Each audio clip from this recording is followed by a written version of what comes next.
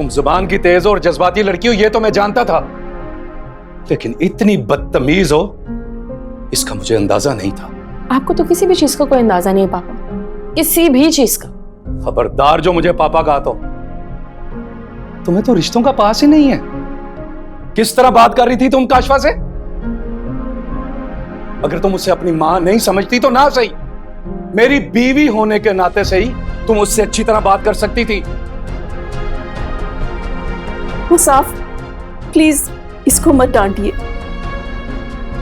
इसका कोई कसूर नहीं है, इसको तो इसकी मां ने सिखाकर भेजा है। चलो मेरी तो खैर है, मैं तो सालों से इनके रवैये को सह रही हूं, लेकिन कुछ तो मेरी मां का ख्याल कर लेती। आते ही इनको बहुत बेइज्जत करने लग गई। तुम भी आ जाओ इमाद, और अपनी खाला और नानी की इज्जत अफजाई होते हुए देख लो। और एक बात कान खोल के सुन लो, ये जिस घर पे तुम अपना हक जताती फिर रही हो ना, ये मेरा है, मेरा। और मैंने फैसला कर लिया कि मैं अपने बेटे और काशवा के नाम करूंगा, समझी?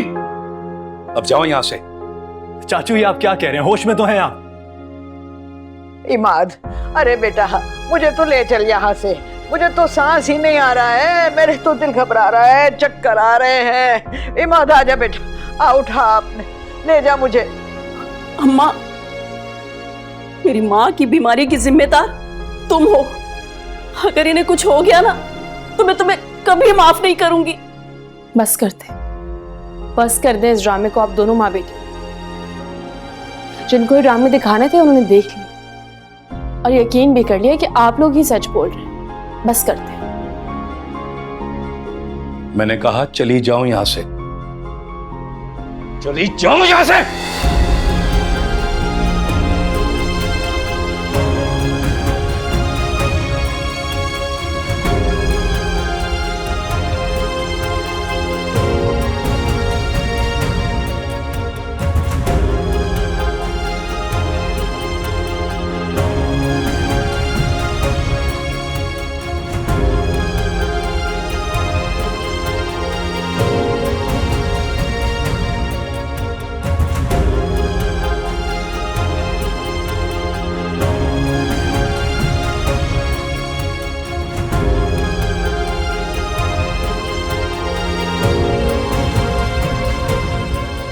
काशवा, मुझे पता है कि ये बहुत बदतमीज हो चुकी है, बस करो, रो मत।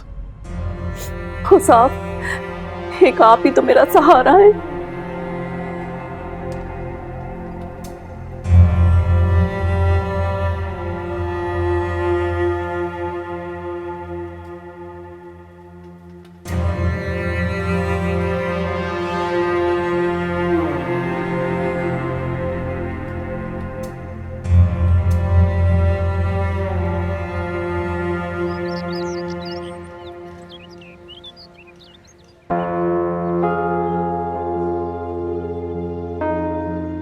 अर्शी सुनो तो, परेशान होने की कोई बात नहीं है यार, और रोने की तो बिल्कुल भी कोई बात नहीं है।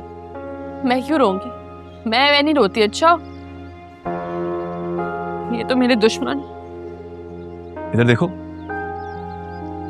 हाँ, मैं तो ख्वाम का परेशान हो रहा। देखो, एक भी आंसू नजर नहीं आ रहा। क्यों हो रहे हो परेशान? हाँ, और तुम मेरे पीछे पीछे क्यों आए हो? जाओ ना, जाके अपनी नानी और खाला के आंसू साफ करो। जाओ यहाँ से। उनके झूठ मूठ के आंसू पोंछने के लिए तुम्हारे अब्बा है ना वहां पर। एक तो समझ नहीं आता कि काशवा साहिबा की किस्मत बहुत ज्यादा अच्छी है या मेरी लक जरूरत से ज्यादा खराब है। तो चाचू को भी ऐन मौके पर आना था। कितने बदगुमान हो गए तुमसे। जबकि सिहाम ने कहा था कि उसकी सिस्टर आने वाली है। इस वक्त पे माहौल का साजगार होना, चाचू का मूड अच्छा होना और उनका तुम्हारे लिए नेक ख्यालात रखना बहुत जरूरी था। कहा तो है मेरी लक ही खराब है। पता नहीं अब क्या होगा, क्योंकि पापा तो काशवा आंटी के आंसुओं में बहते बहते मुझसे बहुत दूर निकल गए होंगे। कुछ सोचो यार इमाद, कुछ सोचो यार, कुछ सोचो। क्या सोचूं यार? भाड़ में चले जाओ।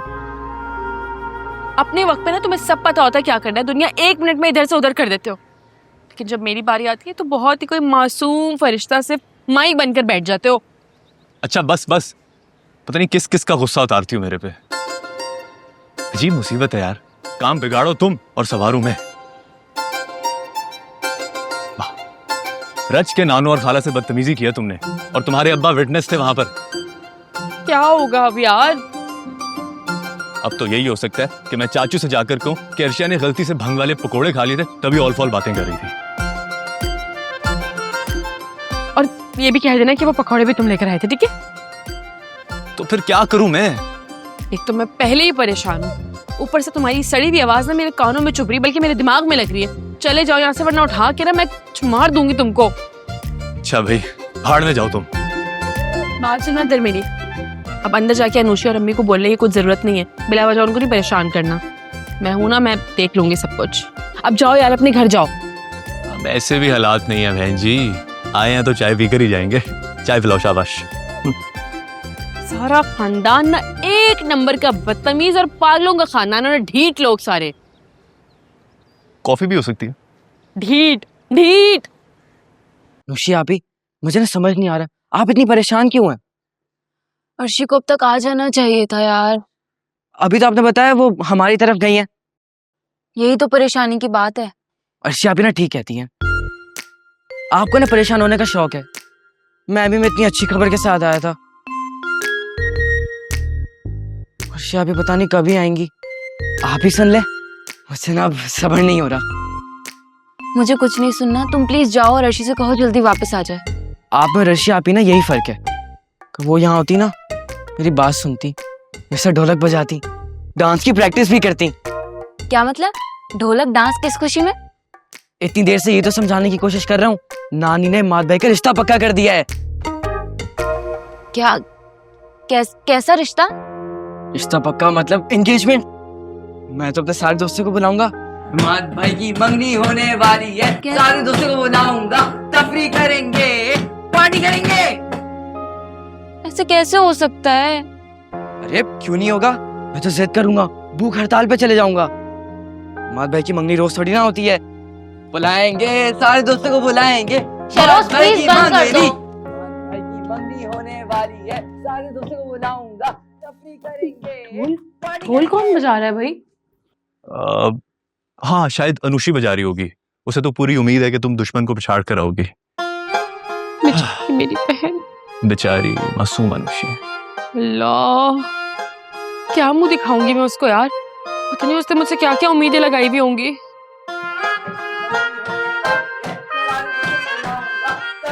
ये अनुषी की आवाज को क्या हो गया? और शायद शिद्दत और जज्बात में आकर ऐसे हो गई हो। बस कर दो, और कितना शर्मिंदा करोगे? पता नहीं वो क्या सोच रही होगी कि मैं जाऊंगी, दुश्मन की बैंड बजाऊंगी, उनका मुंह तोड़ दूंगी, और मैं उल्टा जलील होकर आ गई हूँ। तो ये अब्बा भी ना हमेशा गलत टाइम पर एंट्री करते हैं।